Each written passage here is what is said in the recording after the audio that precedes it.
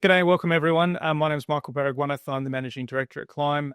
With me today in our little mini Productivity Roundtable is myself, Leo Economides, our Chief Investment Officer for Clime, and John Abernethy, our Chair and Founder of Clime. Essentially what we want to do is have a quick chat around, I guess, the background of where Australia is at the moment, where we think we might be heading, the challenges in productivity from our perspective, and hopefully share some insights into where we think the economy is heading, how we invest off the back of that, and some general commentary that we hope will be useful. For a bit of background, there's clearly a lot of angst in the Australian zeitgeist, I guess you'd call it, or the on the cloud, online, in online discussions, and in real world terms, people are feeling a pinch. That's been news for a fair while now, that while GDP growth is going forwards, per capita GDP is going backwards, and a lot of people feel like it's going backwards at a rate of knots. That's, I guess, spilling out into different conversations and blame apportioning. Is that government's fault? Is it migrants' fault? Is it, bad policy frameworks? Is it the past government's fault? People are looking for someone to blame, essentially, and that's because a lot of people are feeling the pinch. So with that background, we know the government's run a productivity roundtable, and a lot of those conversations really were a big distraction from the core game, which is that families are shrinking in size, housing shortages are real, and not just in specific areas, but in general terms.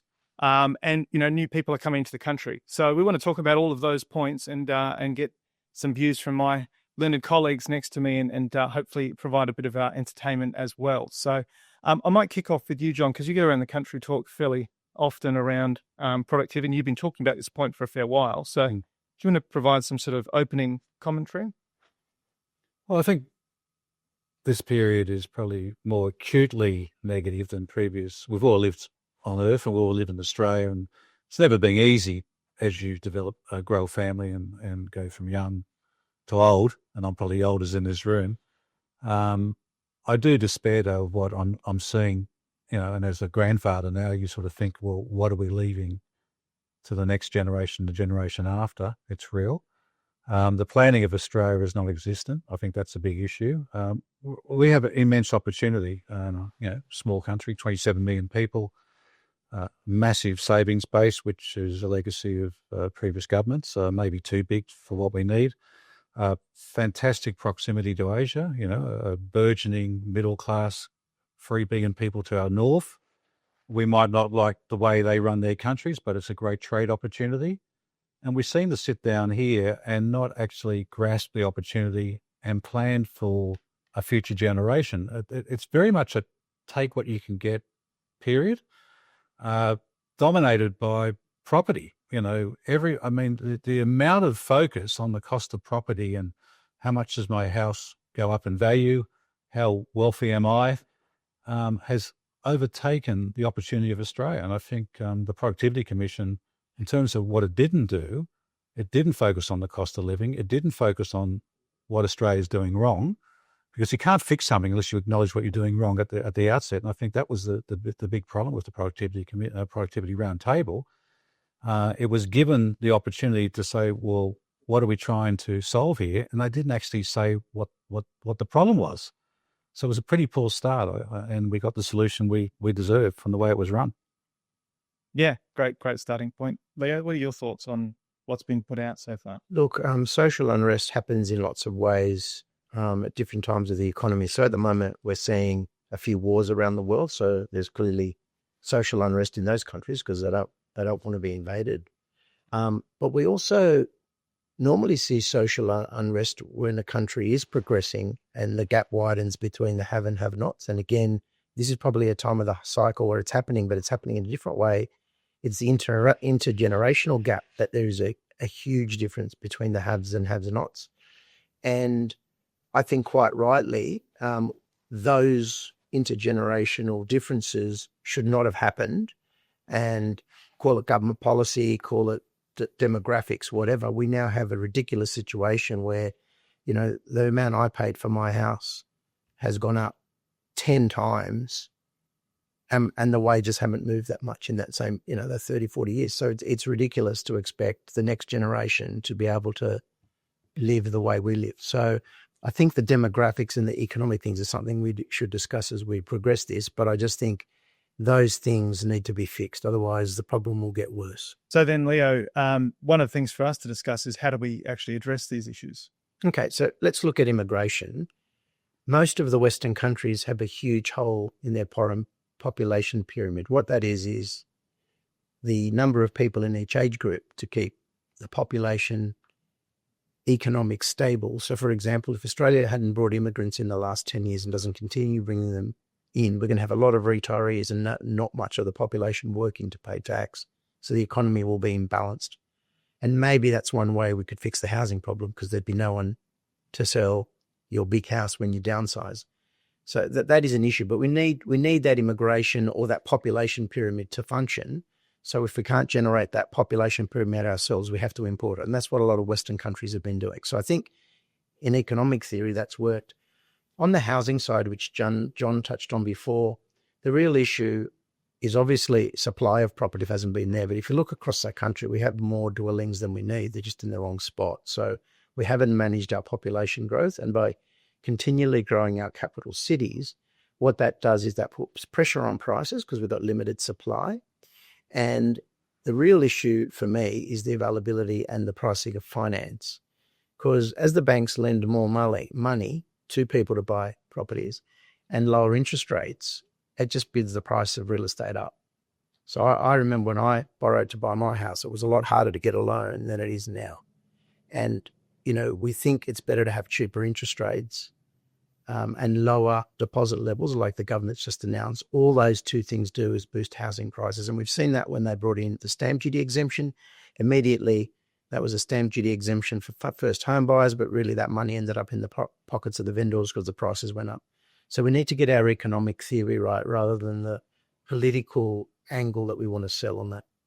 So what's interesting is you see how this is playing out in the UK, right? So the UK Reform Party picked up a huge vote out of nowhere on the basis that regardless of this economic theory to prop up the country's demographics with migration, we're sick of the cultural shift and we want to see that change. And that seems to be what is starting to brew here, rightly or wrongly, because we're a country of migrants, right? Like really, our population. Social unrest. Yeah. So I think it's useful for us to explore the darker side of this. What if there was a political movement that did cease migration and we couldn't plug the hole? Because one of the arguments that comes up here is, yeah, there would be damage, there would be strife, but if we plug the hole, we're forced to confront the reality and fix it. If we keep pushing water through or we keep bringing people in, we're just plugging over or massing over a hole that we're not addressing. Yeah. So what actually happens if we just went, that's it, no migration, you have to deal with it? Okay, if we had no migration, the population would age. And what would happen is we wouldn't be able to afford their pensions as they retire. So either we'd need more taxes on those working, or we'd have to reduce the pensions for the retirees or tax the retirees more. What would happen that would be a positive is there'd be, one buyer to every 4 downsizer. So the prices would fall on that. So there is some natural market forces that actually work if you don't manage the population pyramid. And I don't know if too many countries have tried it, because it does cause angst amongst the retirees if you don't have a large working population, because things start deteriorating. You'll actually start going backwards in the economy. We won't be able to fix our roads. We won't be able to have infrastructure. So we actually, and property prices would go up in things as well. So we wouldn't have some of the things we have. So it's really a trade-off. What trade-off do we want? And this is back to my point on social unrest. This is where we get social unrest, where someone's got something and someone doesn't. And then when there's enough of those people that don't, they complain. It could be companies retaining more profits rather than paying wages. It could be governments overcharging on taxes. It doesn't matter where it comes from, or it could become from an intergenerational thing. When things become unfair, people will complain. So we're seeing that everywhere with these protests. We're seeing it in the UK. So John, question for you then, and I'll keep diving into this, what if we just did this thing? Because a lot of people are asking for it. They're like, I don't care, just we need to reduce migration. So let's say they did that. Do you think we don't tax superannuation enough? And that's probably one of the actual causes here. So we've built this entire retirement savings pool. We've got $4+ trillion of capital assets. And is one of the challenges here that and I'm just going to play the devil's advocate here for a second. Yeah. We bring in more people. We build this massive capital base. We don't spend the capital base. We speculate on equities. We don't tax that capital base. and therefore our younger people are the ones paying the cost? Very complicated question. I mean, look, we've got too much in super. It's a strange thing to say. How can you have too much for your retirement? But just as Leo just said, the distribution of wealth has broken down. The distribution of the wealth inside super reflects the distribution of wealth across the economy, which is not fair.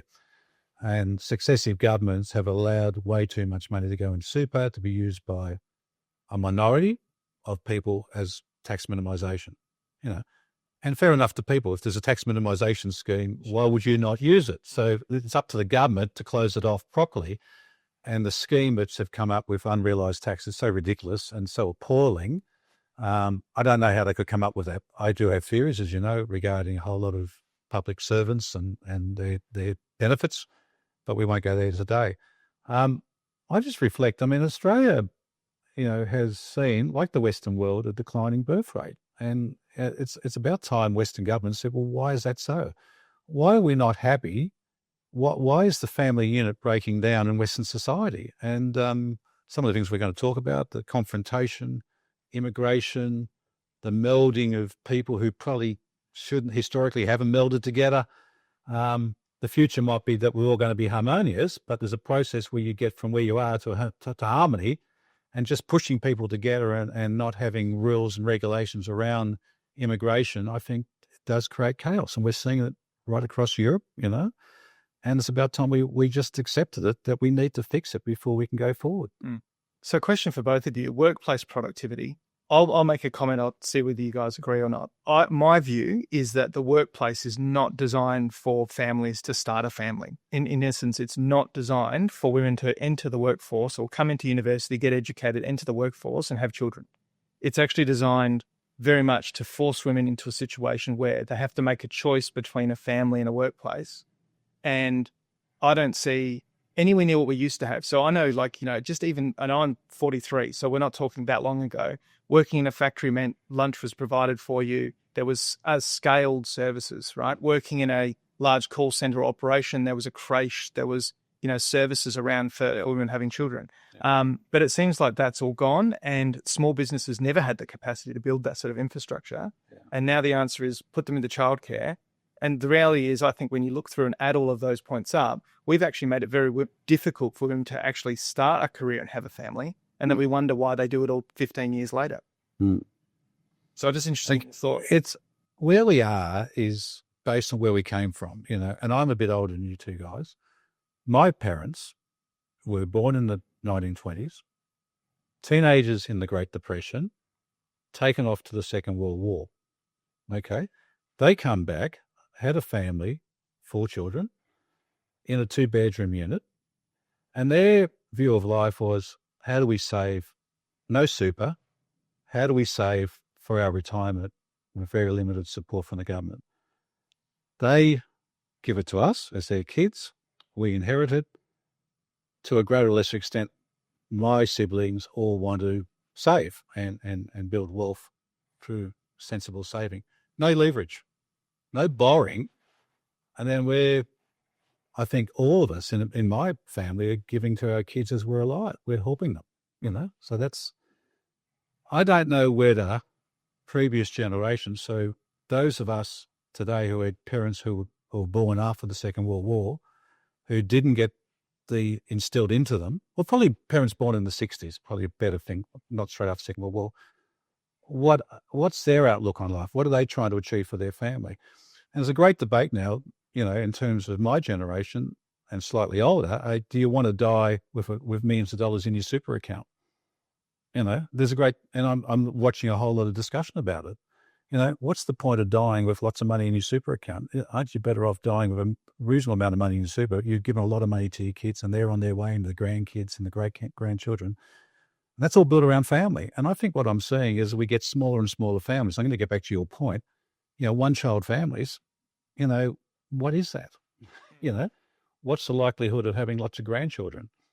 Then all of a sudden, the wealth of that family unit, well, what do we do with it? It becomes very self-centered, I think, on the people who have it. They go off on overseas trips and fly around the world, and then we've got these other disjointed families, which, with different issues.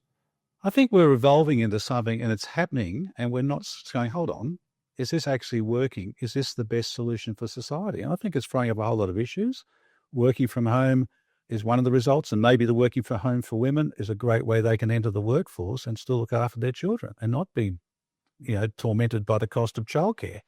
I find it bizarre women working so that they can pay for their childcare. Like it's a dollar going around, and they're earning money which they're not putting back into broader society to grow the economy. They're putting it back into childcare, which, when you think about economics, that's not a great value loop, is it? And then we grow that childcare area so quickly that it needs to be regulated. And we have some recent issues regarding bad behaviour in childcare. And now we've got everyone going, oh, do I trust the childcare system? Yet the government's forcing you there. There are issues and issues and issues developing everywhere. We've got the NDIS issue, and we know it's being rorting. It's being obvious. And yet we're talking in Australia about the tax burden. How much is wasted in NDIS? How much is wasted in Social Security? There are people who need help, and there's a lot of people who seem to abuse it, And do you think that's an example where the government, instead of actually just taking carriage of services they're expected to deliver, are basically just paying out to private companies? No, I just think there's a view, and it's permeated ever since I was a kid, and I don't know where it started, that the government services are poor. It's just everything government's poor service, and it's just gotten worse. And is it a fair view? Possibly. I mean, but why is government service poor? Why do we put up with that? We used to have a great telco. We used to have a great Commonwealth Bank. They were government. We used to have great mutuals in this country. And now we've privatised, they put them on the stock market and they had the profit motive. Are we actually getting better results? Well, the NDIS is a funny one there, because you sit there and go, the government is currently subsidising for-profit entities, which means that they're having to provide the service and make a profit and pay a management overhead, right? And then the not-for-profit sector, which is providing, say, aged care, the government provides grants that are equivalent to 50 cents in every dollar, I think it is, that comes into the not-for-profit sector is government grants. And so you sit there and go, right, well, why aren't we as a country cutting out the middleman and going, well, if we just agree as a society we need these services, is government actually getting any benefit and our community getting benefit out of taxing people, getting a pool of capital, paying it to a private enterprise, covering them to make sure they get a profit margin to then provide a service? Yeah. I just think there's so much waste in that. It is. And why what are good companies driven by? Good leadership. And I think the whole evolution of the public service and the question marks about it, and there's a big question mark about the quality of the politicians we have. And are they really, do we need more business people running the key parts of Australia? Yes, we do need lawyers, we do need diplomats, we do need, a world view. We need to have, strong views on what's going on around the world. But we also need strong management of the Australian economy. And when we see people in Parliament for 30 and 25 and 30 years and they make it into a career, there's no profit motive. What's their performance criteria? They come or go with their party, Labor or Liberal. Is that a great result? Australia has a heritage. We had our constitution created, 125 years ago. And we ended up with this state system, this three-tiered of government. We all complain about it. Why we have upper houses in state governments, why we even have state governments, why do we have these ridiculous councils? Why couldn't we have a proper system of governance, We just landed where we are because it's a throwback to England. And no one's ever said, well, it's actually the best for Australia. Why would an English system be the best for Australia? America took what they thought was best for them, Australia just adopted this colonial, England's got the way and, the Westminster system and, we all sit there at night, watch the Question Time and it's ridiculous. I don't think we all watch Question Time. Well, I watch it and it's embarrassing. It's embarrassing. I mean, and we end up, the more we put up with this nonsense, we just go down a path which we shouldn't be going on. It's time to say stop. And that's why I was so annoyed at the productivity table, because I thought they just talked for 3 days about nothing. And then what came out of it? We're going to tax electric vehicles, a road tax. Yeah. That was it. That could have been decided before the meeting. We didn't have to talk about it at the meeting. And that takes you on. I don't want to take over this conversation, but I know Leo will come in because he's got a view on this. Toll roads, Why do we raise money? We raise money to pay for roads, to improve roads, to develop new roads, and society benefits for having a good road system. And now we decide to tax it through petrol. so there was a usage charge. Then we come up with this public-private relationship. Well, we'll get these companies to build roads. And rather than build road and put a toll on it to pay it off, we put a toll on it so that future generations can get paid a pension by people who drive up and down the road. Now, who came up with that idea? It's a good way to pay pensions. Let's put roads and let's tax cars going up and down it so people can be paid a pension in 20 years' time. Now, as we get inflation and indexing, it just compounds. And now we have a situation in Sydney where they were giving you money back for tolls because no one could afford to drive the roads. So the system is broken. So rather than say it's broken, we need to fix it, no, let's just kick the can down a bit. Let's bring in a electric vehicle tax. Is that the solution for fixing up the roads? No, it's a pathetic. And no one around that table who are business guys said, no, well, it's probably a good idea, but the whole system is rotten. Yeah, that's why I go back to my first point. Admit the system is wrong, fix it up, and then you know where you're going. But if you just play with the system and say, we know it's wrong, but we're just going to play with it again, you just promulgate the wrongness. And I think that's what Australia's dealing with. We're not making the big decisions. Again, my last point before you ask the next question, I catch the ferry and I walk up to work and I go and I talk to myself, and I guess we all do. Some people listen to podcasts. I just talk to myself. And I sort of think, I was reflecting on that road issue. That's why it's in my head. I just reflect, well, is this the best we can do? I just walk up and see everyone running around. I made a comment last week about, it was pouring rain. I think, why aren't the roads covered? When we talk about productivity is making it easier for everyone to be productive. From the moment you wake up to the moment you start going to work, you make it easy. And when you have a round table, how do we make everything easier to move and to manufacture, to create wealth? And I don't see that focus in Australia. We just duck and weave. And I don't want the situation which I've seen in my lifetime, that change happens and we move forward when we have a recession. And what we've got is a political elite who want to get re-elected by telling everyone how good it is. And the worst case is getting property prices up to say, oh, we must be a good government because your property doubled in value. No, you're a bad government because you've made it unaffordable. No, I'm a good government because I've doubled the property. Now, when you make life unaffordable, then you've got a big issue about the next generation. And we talked about the intergenerational issue, which the Treasurer just talked about. So that's what he's focused on. Well, we've all known that's the problem, Treasurer. It's like you've just come into the room and seen what the problem is. It's the solutions that get thrown up are we need a 4-day work week. And 4-day work week. And we need to put unrealised capital gains tax on. It's crazy. So I'll copy right there, John. So you've got a lot of experience in infrastructure projects. And one of the other things that comes to productivity that also just didn't seem to get discussed at all was where Australia's infrastructure sits. And we talked a little bit about roads, but do you want to dive into that bit, Leanne? Sure. I actually want to add on something that John said before, if you don't mind first. As long as we agree, I don't want you being... When you were talking about the generations and like your parents worked hard and they were in the army and they're saved, and then the next generation sort of done the same. I think the future generations might have what you might in total call productivity, but they might say, you know what, I don't want to work 40 hours a week. I only want to work 20 and enjoy the other 20. So we're actually getting almost a conscious vote. I actually don't want to be productive. And that part of that's coming through the figures, I think. The people are saying, I don't want to kill myself like my parents and my grandparents. I want to have a different life. And this is just the cycle of how... But our politicians, is that being dangled as a vote getter? Do you know what I would say to that? What's interesting is social media. Because when there's this thing in China as well, where there's this lie flat culture, right? Which is that it's too hard, so I'm just not going to try, right? And that sort of quit stay mentality. And you've got an interesting view on what social media has done and where the market cap of social media companies are. Yeah. And that may well be actually a productivity suck. For anyone who's used social media would admit that it is. But just to finish my point, so part of the productivity weakness, say, in this country could just be a conscious, I don't want to do this anymore, right?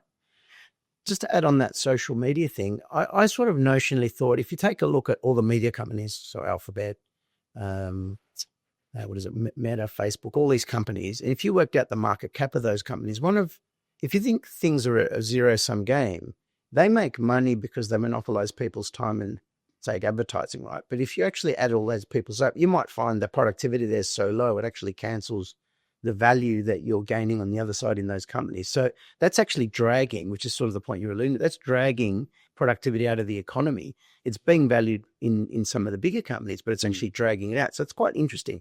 I don't know if we can get stats on that, but I'd be very interested. Now, back to your infrastructure question.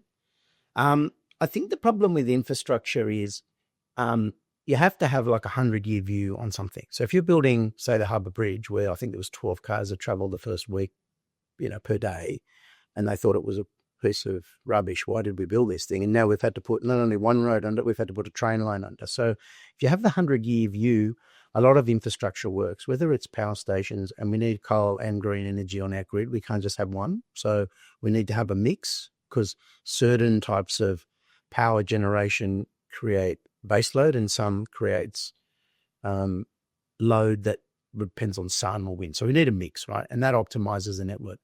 But I'm more focused on transport. So, I've been involved in a lot of high-speed rail projects.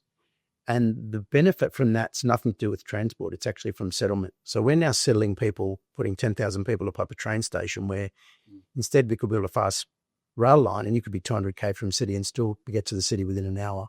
And that would create a lot more places for people to live, to have a far home. It would be cheaper. And the transport and the community lifestyle, I think, would be heaps better if we did that. So I think we're missing opportunities in infrastructure because we are taking election term views on projects rather than 100 years. So someone like Bradfield, not only did he do the road, he did all the trains and all the road networks. And a lot of successive governments have taken the corridors away and sold them for X dollars. And then when we tunnel a road or a train, it actually costs 8 times the price of tunneling through Switzerland, which has, high Alps and things. And they have a much higher standard of living than us. So for whatever reason, it could be our OH&S system, it could be the way our government works. Things cost 8 times the price here, which is unbelievable, right? So I think that is actually an important thing to fix, because if we fix that, that would change a lot of our economic and productivity issues, because we could actually not all live in the one city or the 2 cities in Australia. So this goes to the red tape argument that gets thrown around, that, it's too complicated to get things done. It's too expensive because of the management overhead or the red tape overhead. And that gets thrown around as a word. But when people actually come time to look at what red tape they're getting rid of, it doesn't seem possible for government to objectively eliminate regulations, because there's always a reason a regulation exists. So my view on this has been that whenever people go, well, we're going to cut red tape, we're going to make it simpler, you go, right, how many people are you prepared to allow to die from something you knew could happen because you recognize that regulation is causing this much economic cost? And that's the challenge, is that you sit there and go, none of these things were put in place for no reason, but perhaps the pendulum swung too far, but removing that will cause something. So the classic example is every state around the country at the moment has ramping in ambulances and issues with the EDs, right? Yep. And one of the reasons for that is that people rock up that don't have an issue that want to be seen by someone. Some of that is it's cheaper to go there than it is to see a GP, so they rock up to emergency. The other one is people have issues that aren't issues. They could look at them and go, actually, you're not having a heart attack, you've just got indigestion, please go home, right? Now, the more you empower the paramedics to say, don't worry about it, you're actually fine, you're reducing the load on the system. The problem is that paramedics, not a GP, not an ED doctor, there's a chance more people are going to die as a result of that because they'll miss someone who's actually got a heart issue. So the balancing act for the health system is how many people do you scan versus how many people do you send away? And the red tape argument for me is how much are you willing to accept as a preventable loss or a liability that you could have avoided in order to remove red tape that allows productivity increases? Look, I'm not a doctor and I'm not going to stick my neck out on that, but we had a discussion before about public versus private ownership. Health probably should be in the public space. And that's because we've seen a lot of issues in the private sector recently with some big global super funds corporates buy medical businesses and whatever, and it just hasn't worked, right? So I think John's point before about having a close look at how things should be owned is a really good point, because that would actually add productivity, because we wouldn't have the leakage of a private sector profit in some areas. Yeah, but you look at health. Why is it a political argument? What's the political argument about health services? So if you're a politician, public servant, you're judged on some of the things you said. It's just excellence in the offer. And in my utopian world, I'd have one parliament, and the states would be run by, yes, we can elect who we want to run the states, but they're subservient to the federal. We have the same laws around the country. We have a hospital system which is national, and the states run underneath the national scheme, and it's substantially public. I don't see, we've got a real question mark over private hospitals now with the collapse of HealthScope and the question marks around Ramsay.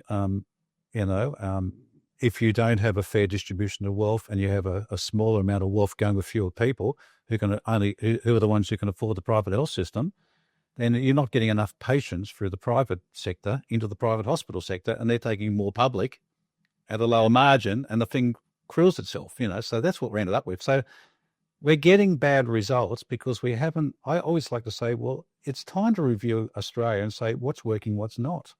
Unless you do that, you keep on going the same way and making the same bloody mistakes. And in fact, the bigger countries than us have had bigger reviews. And as you look at China's, complete turnaround of their entire economy happened over 55 years. And that came from government of the day, deciding that they were going to move people from regional areas into towns, leverage their balance sheet and invest in manufacturing. But we're scared here. We're scared of the review. The politicians are scared to say, you don't want to go that way because we're the politicians. You know how incompetent they are, so you give us more power to make more mistakes. So we're at this very strange circular argument. Australia needs strong leadership. We don't have it, so we put up with second-rate leadership. We have no plan. We have no vision. You talked about energy before. We're the largest resources in uranium, and we just refuse to build a nuclear energy, whereas the rest of the world is doing it. Which is renewable energy, by the way. Yeah, although people that want renewable actually want nuclear and they don't realise. But we're happy to export it. We're just not happy to use it ourselves. And that's quite bizarre. And it's not about Labor and Liberal. It's about, surely to God, the answer is in front of us.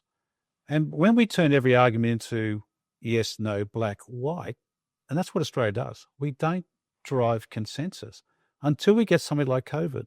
And I'll reflect on COVID, where the Prime Minister took control. There's a question mark over that, I know that. But he got all the state leaders into a room. That became the National Cabinet. Now, the only time you have that is when you're at war or you have a COVID. But wouldn't it be good every 10 years to have an Australian summit where we all get together and work out the next 10 years inside a 50-year plan? But it's not communism. It's actually, we democratically elect the people, so we've got to... But we actually get people who are focused on the future, and every decision we make is at a target. Are you almost calling that we should have like a board meeting, almost like a quarterly board meeting of all the premiers? But the Productivity Commission, the Productivity Roundtable, what was that? Don't know. I don't know. No one knows what it was. And it's stacked out with people with an opinion they already knew to talk about topics they already were prepared to discuss. Yeah. It was very controlled outcome. But you wrote a letter. Did you get any response? Did anyone acknowledge they got it? Nope. I wrote one. I got angry one night. I wrote it. I said, keep it short. I did. I didn't have any acknowledgement that it had been received. Yeah, I did publish it on LinkedIn, some of my thoughts. So that's what we do they said there was 900 submissions. I guarantee 900 people, there might have been 100 people who were, significant elite. They got recognised. But the other 800 ideas that they said they reviewed, I saw no evidence of review. No one rang me up and said, that's an interesting idea, John. What about that one? I said, why don't we bring back, transaction taxes in the stock market? I see billions of dollars traded at 4 o'clock to 4:10 every day, and there's hedge funds and market makers and all this nonsense going through the stock market, playing with $4 trillion of savings, which we compel people to put in. Don't tax unrealised gains, tax movement of money, and particularly after a decade of printing the stuff, and where we're heading in America, with my strong view is we're going back to a printing regime there. Is it fair to tax endurance? That was my comment to the Productivity Roundtable. Why tax endurance, which is production, which is what we're trying to solve, but we don't tax speculation? Why is that? And I didn't get a response. I didn't get an acknowledgement, but no. I don't think they would know how to answer. Because to be honest, I've sat in, this is for those, watching this sort of podcast, we do get invited along to roundtables, to, forums with different areas of government to talk about different topics. And the most recent one I had was on charities. And there's a proposal to increase the minimum amount that charities have to donate. Now, the whole reason for that is simply to make the charities push more money into the economy. Really, that's it. And the basis of it is that they want to make sure the charities don't last forever. right? They want to make sure that if people donate money, it's going to get put into the economy because it's said as a tax dodge. This is someone giving money away they can't get a benefit from, but somehow that's a tax dodge, right? It's like the whole, I want a tax deduction, I'll send you an invoice sort of thing. It doesn't make sense. They're giving money. And most of the time when people give money away, it's for perpetuity. They want to see that money last and deliver a return or provide a social benefit for as long as possible. Okay? The basis of the argument they had was that, well, we just pulled up the average superannuation return and thought charity trustees should be getting that. That's more than we're asking them to distribute. We can just increase it. And of course, I sat there and said, have you spoken to anyone that actually runs a charity? There is no one who's on the board of a charity that's taking the same investment risk as a balanced investor in a super fund. Because they're sitting there worried about it going, it's not my money. Someone else has donated it to me. I need to make this last. I'm going to take less risk, right? No thought whatsoever. And the entire Treasury paper was just, pick a number that's, equivalent to super. That'll do. There's very little thought that happens. And you've got tens of millions of dollars spent in public servants for people to guess at things. And they avoid talking really properly to people in industry. And we see this all the time in financial services, where we just sort of throw a dart at new regulation and say, well, someone did something bad, so we'll just pop that balloon over there, instead of looking at how the financial services sector actually is designed to connect capital with investment opportunities. We forget that and just go, oh yeah, but I don't like advisors.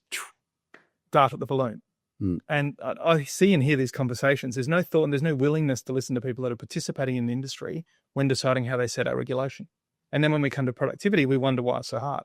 I mean, in our own sector, advice, the cost has more than quadrupled in the last 15 years. The level of quality in advice, I think, has probably gone backwards. The major players now have no connection between advice and the product's the issue. So there's no responsibility. And then we see products fail and everyone just goes, it's everyone else's fault. Because independence has resulted in everyone going, well, it's not my fault, it's their fault. It's not my fault, it's their fault. And everyone just going, well, I've lost my money. So I think it's interesting when we talk through this conversation of productivity, red tape reduction. It's, are we willing to accept loss or damage that will come from getting rid of red tape? And have we set out these rules without even talking to people that are in the market we're regulating? Because are we doing things that just push off into the side there and expect the consumer to pay for it? Well, I think my father used to say to me that average is a big part of the society. And you think about it, the extraordinary outperformers and the people left behind are the outliers. But what we're seeing in this world, in Australia today, is less people succeeding. And if they are, questioning them, the tall poppy syndrome, and creating a bigger drag along part of the, and the average is actually not as big as it used to be. And people used to be happy with average. You could survive being average. You could buy a house, have a big family, and have a good retirement. Now average doesn't work. And we've got to accept that that's not right. And, I've talked to charities. We've had clients who have run charities, and one thing they've said to me is, John, the hardest thing to do is not make the money, is to get to invest it or to donate it. The red tape around donating, and I've talked to some clients who are trying to donate to the health system. They said, look, go to a hospital. What do you need? Oh, we need this. Oh, I'll buy it for you. You can't do that. Why not? No, we can't do that. But I've got a charity. I want to give you money to buy that equipment, which is essential for health. And you're telling me I can't do that. No, it's got to go through this whole process and it's got to be part of our budget and it's got to go through that. And eventually it's too hard.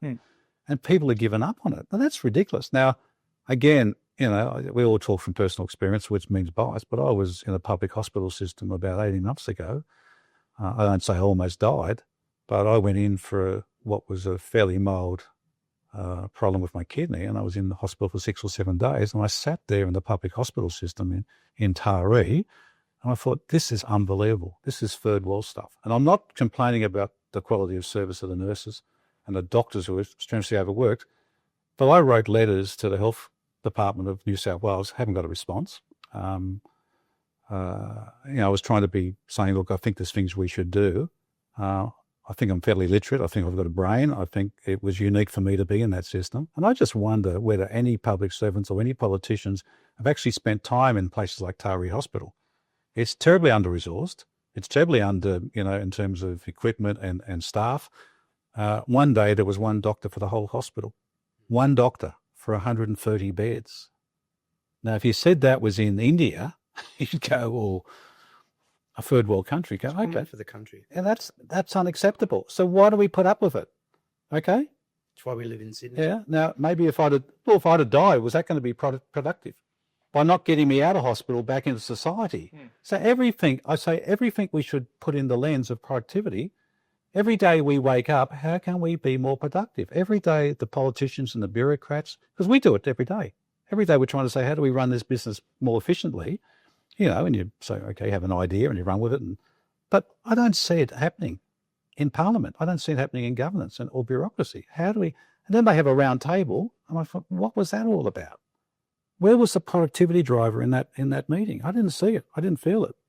You know. So where do we go to from here? So we've talked a lot about issues and we've talked about some potential solutions. But, you know, if we sort of try to bring this to a bit of a close, what do we think are the biggest drivers of poor productivity and the things that we should be looking to address as a country? Look, there is small business and private are the biggest employers. Okay, they're the biggest employers of people. You've got to make it easier for them to employ people, and you've got to make it easier for people who work to succeed in that job and move through society and get experience. You know, I maintain most people get below average wages. We tax excessively for people, what I call who are undertaking endurance to produce. Unfortunately, Australia's evolved more from a production, an output, to a servicing economy. That's just the way we are. We're a small population. You know, I remember going to school and studying economics, and we said we're too small. We've got 14 million people. Now we've got 27 million. We're still too small. Okay, so what is the right number? We had 14 million people. We had a whole lot of manufacturing and agriculture. We said we're too small for that. We've doubled the population. Now we import everything. Okay, so we are what we are. We've made that decision. So we're a free trading nation, and we say to the world, we're good at digging out of the ground and exporting. You know, we could probably do it better in some. As we talked about uranium earlier, there's probably some things we can do better to make more money, and then share that wealth across society through the taxation system, and encourage people to go to work, and certainly discourage people not to work. Because you made that point earlier about, does this generation say it's all too bloody hard? That's a worry, you know, because you don't want people drifting, because that's when you get the social unrest, and that's when you get the dislocation. And I look at all these protests going on, and I think, how productive is that?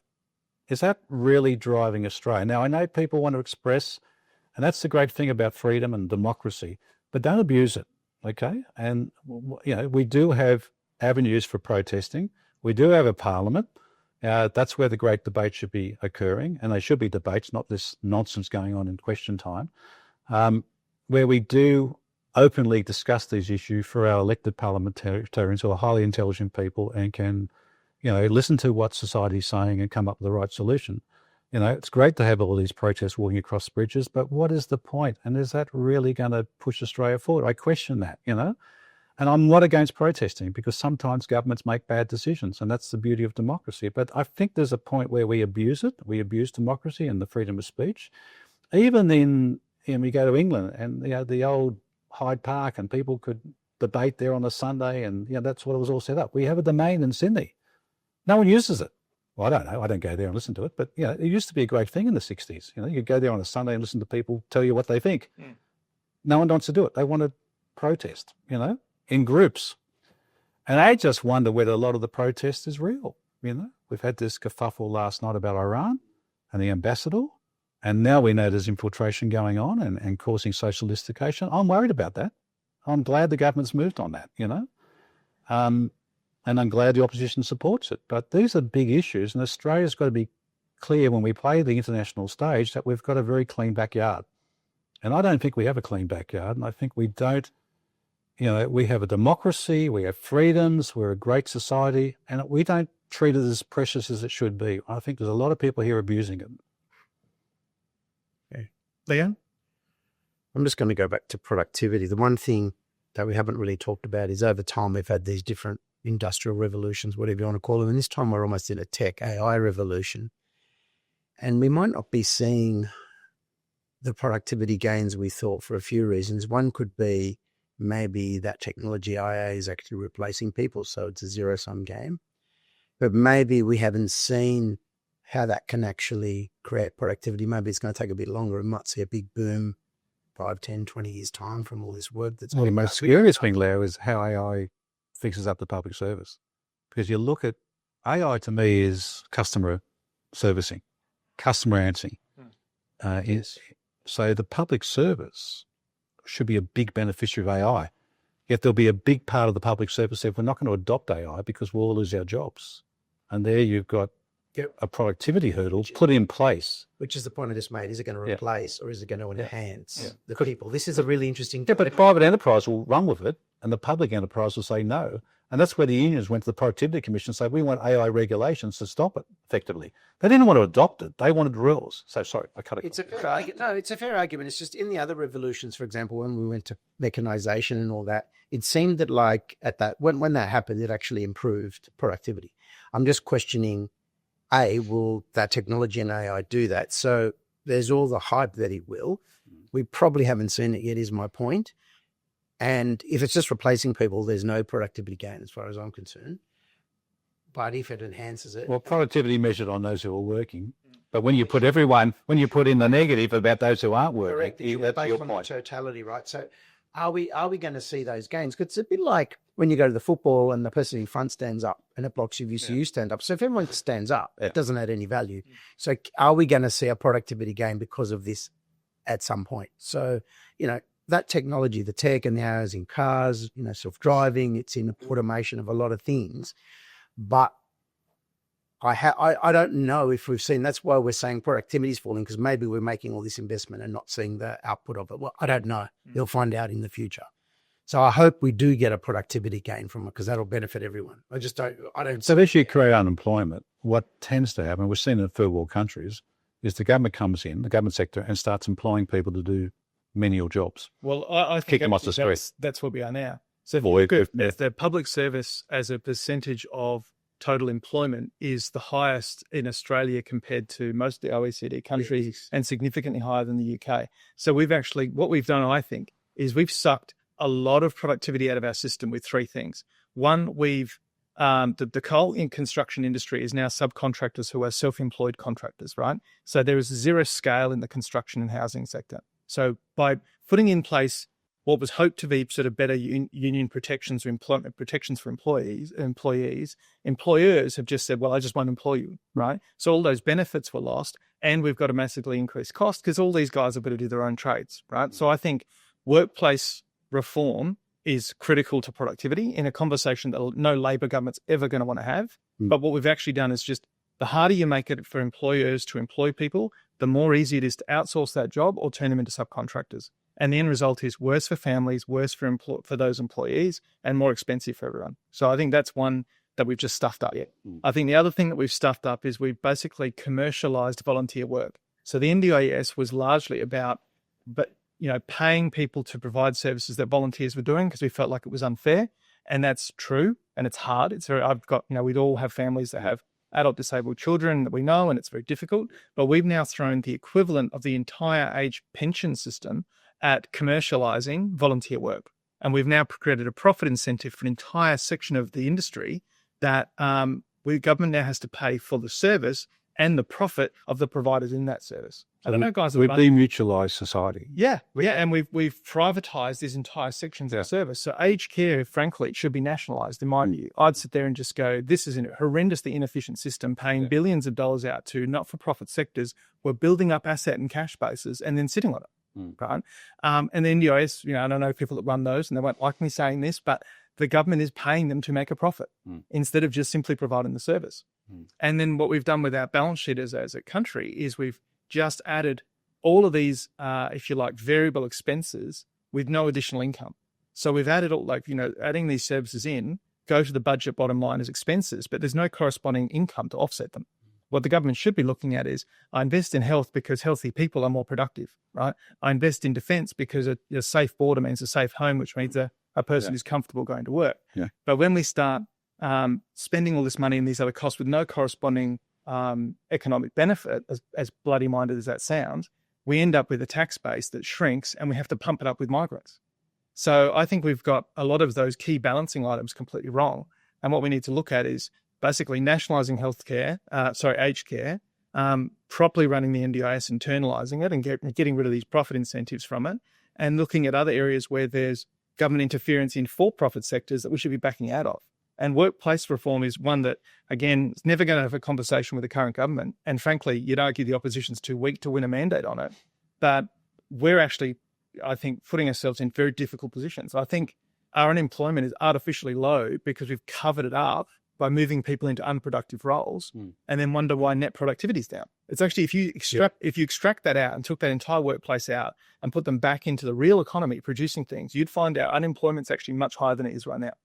So our unproductive employment, I think, is something we should start to measure and go, how many people that are employed are doing something there's a net economic benefit to the economy, and how many of those people are employed that are not having any net impact.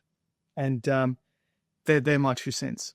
I think on that last point, it's very interesting because I think what happens is over the long cycle, we move in and out of some of these things you talked about. So maybe we're just at the point of the cycle where there is going to be this social unrest because things aren't working productively, and then it has to just fix itself. Because like any system, if you don't break it, you can't fix it. So that book we talked about the other day, that anti-fragile book, what is the opposite of fragile? It's not strong, it's anti-fragile. So it means when something breaks, it actually fixes itself better. Yeah. And I think we might need some bad productivity for the government. Well, you're talking about a recession. I mean, well, we might need something to say, shit, we better work harder to get out of it. Because at the moment, as I said before, some people are consciously making the choice that, if they're awake, 80 hours a week, they want to spend 20 working and 60 having fun. And there's nothing wrong with that, but it's going to be a drain on productivity. And this is your point, I think, around, what you're saying about protest. But I think protest is actually probably one of the most important things you can do, because governments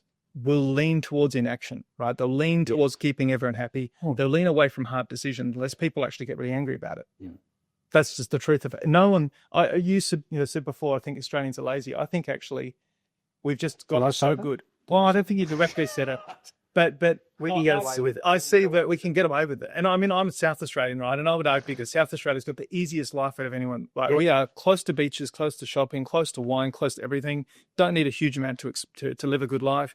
And in a lot of ways, we are a net suck on New South Wales and Victoria's GST. So for every $1 of GST we earn, we get $1.34 because WA and New South Wales pay for it. We don't have to fix it because no one asked us to. So we're $2 billion net deficit every single year. No one else cares about it, but we just keep taking the money. This makes you weaker, right? It makes you weaker. The point of that anti-fragile book, it makes you weaker. Unless you've got to fight, it makes you weaker. Yeah. And so that, I'd say, my theory is that we've got it so good, which is great, but it's now put us in a corner where people are getting angry and we can't see why. But actually, it's all come out of comfort. It's like the regulation thing. None of it's been a bad idea. No bureaucrat sat there going, how do I screw over a worker? It's more been a case of that person could get hurt. I want to prevent harm. I'll create this rule. What no one's ever thought about is creating this rule also has a cost. What's the cost? Have I quantified that? And I think potential abuse as well sometimes. And this is where I think a lot of rises in crime come from, because you have this view that if the criminal is a victim, right, then you look for every way to look after the criminal. But there are people that just exploit that. Yeah. And we saw that with, I think there was a collection of people that were very dangerous people that were put in offshore detention that won the right to to be treated under Australian law and were let out. What did these people do? Immediately commit crimes. Now, the thought process there would have been that poor victim, right? That poor victim's a dangerous person. There's an element of... Look, they may have come of a country where it was life or death, right? So they live differently to the way we've lived, right? The dangerous thing for us is maybe running a red light, driving or crossing the road. Theirs was making sure they weren't get killed. So they have a different way of operating, I guess. It's not right or wrong, but it's just different. Yeah. And then for us and for our country, do we want to expose our children to that? Because we do have a choice, right? Like you can feel empathy for the criminal and the victim. You can also choose not to expose your own family to it. Look, through Europe, there's been a lot of immigration there from the same sort of sources saving their lives, and that's caused problems there. So the challenge is, how do you integrate those people so they realize it's safe? They don't have to walk around with a weapon to protect themselves, because that may be what they used to do in their homeland. Because if they bring the same habits here, then it does cause problems, right? So you have to work out how to fix that. That's one of the issues, I think, with some of the immigration is skilled migrants and some of it is obviously helping people that need to be helped.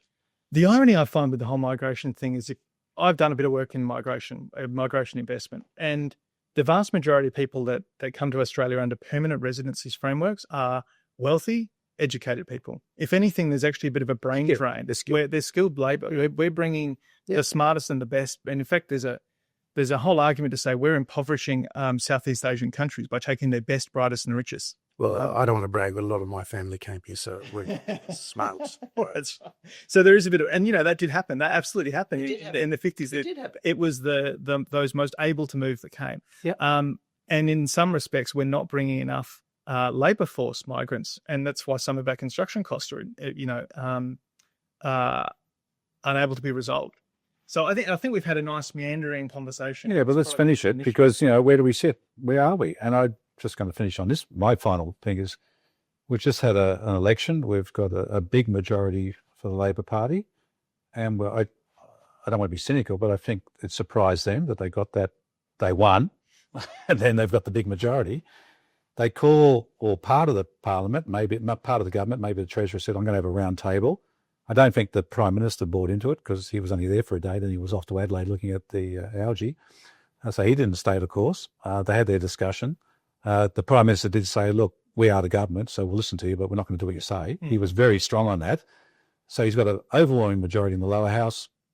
And he said, we're not going to take any changes. We're going to do any changes for tax in this term of Parliament. We're only going to do the changes we put to the electorate, which he didn't put any, frankly. He didn't put any, so he didn't put the superannuation tax. So we sit for another 3 years doing nothing. And that's what it's like, we've got a big majority, let's bask in it. But a big majority is actually, you can do something. Yeah. You can lose seats you can lose some seats and push this economy forward. Well, arguably the biggest weakness of the Morrison years was exactly that. They did nothing. For long periods of time. Well, we haven't done anything. So, I don't want to, again, this is a long wind up. In my lifetime, I was at school when Whitlam came in. It was exciting. We closed up the Vietnam War, and that was a protest worth having. Why are we going to Vietnam? Then we had the Fraser years, which was pretty much not much, but we did say sorry to Vietnam. We brought in a lot of Vietnamese immigrants, and they've assimilated, so good stuff. Labor Hawke, big changes, opened the economy, said, look, we can't be in manufacturing, opened the banking system, float the currency, big changes. Howard, GST, got rid of guns, crisis, Port Arthur, great stuff. Sold off all the assets, Costello, pristine balance sheet. The last 15 years, apart from the NDIS and saying sorry, what have we done? Musical chairs. Well, and I just reflect on where did these people come from? What is their heritage for that period? And I think we've got a problem now. In the last 15 years, we've got people running the country who never had a hard life. They didn't have a hard life, and they don't have this desire to improve it. It's like, just roll on. And it's not, look, let's buy votes. Let's just buy votes. Let's not change society. Let's just buy votes. And it's going to affect us. And by God, if we don't fix it up, the next recession will be a beauty, if we ever have it, if we don't go to printing money like America will to avoid their recession. But, I think it's time to reflect, and it's time to say, is it working? I'm not about wholesale change, but crikey, there are some things which you've talked about. There are a lot of things we need to do. But how are we going to get there? And protesting about foreign affairs, that's great stuff. But there's a lot of things we should be protesting about Australia. And you've covered it. If you can't afford to buy a bloody house, that is a serious social issue. That's what people should be walking across the Harbour Bridge for. How do we make society fairer? That's our big issue. That's the big issue for my kids and my grandchildren. I'm sorry, these other issues are important. And I don't think any people walking across the bridge actually know to solve some of the problems they're protesting against. Australia's problems are solvable if we all want to work together. Yeah, I think that's a great close, actually.